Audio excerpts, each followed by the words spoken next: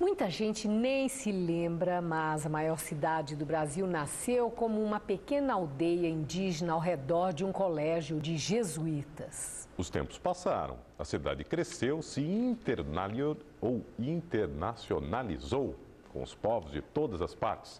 Mas a influência indígena se manteve, principalmente na geografia paulistana.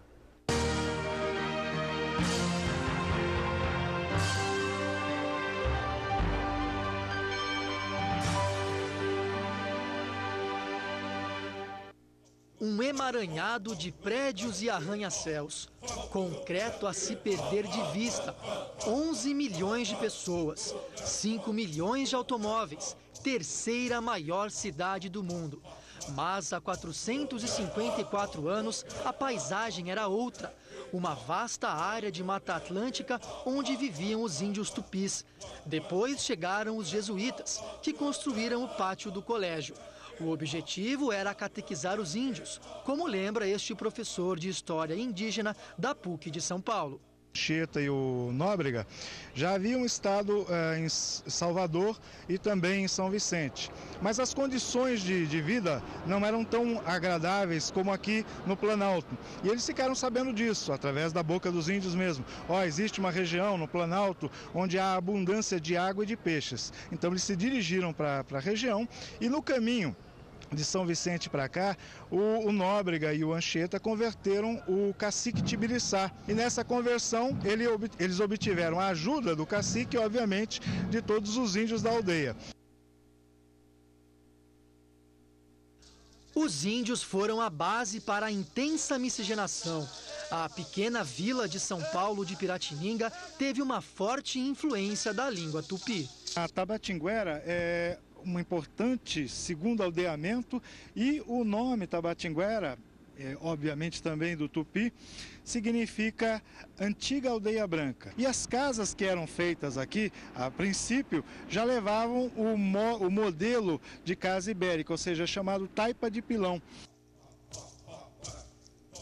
Anhangabaú, eu não me lembro, você lembra o que é? Você sabe o que é Anhangabaú?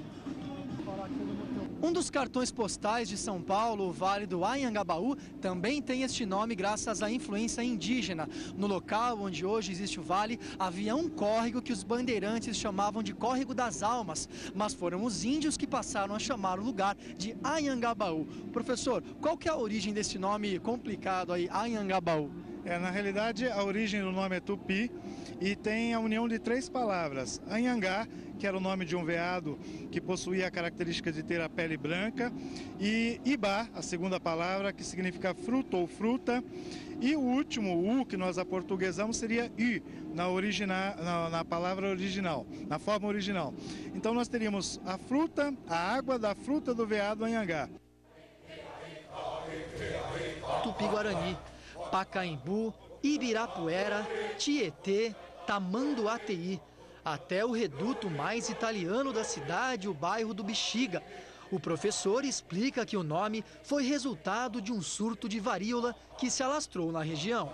O verdadeiro nome do Bexiga hoje, inclusive com I, na realidade era Mbetica, ou seja, a palavra Mbetica significa a água que escorre feito urina, no caso das bolhas que estouravam. E ficou inclusive mal visto. Aí o que aconteceu? O tempo passou e por estarmos a 3 quilômetros do pátio do colégio, os governantes resolveram mudar a imagem. Fizeram um loteamento e esse loteamento trouxe para cá quem? Os primeiros calabreses, ou seja, os italianos para o bairro.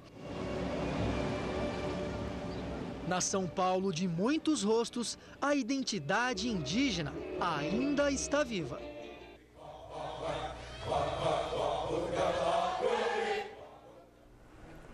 O Jornal da Gazeta termina aqui. Voltamos amanhã às 7h30 da noite. Até lá e boa noite. Boa noite e um bom fim de semana.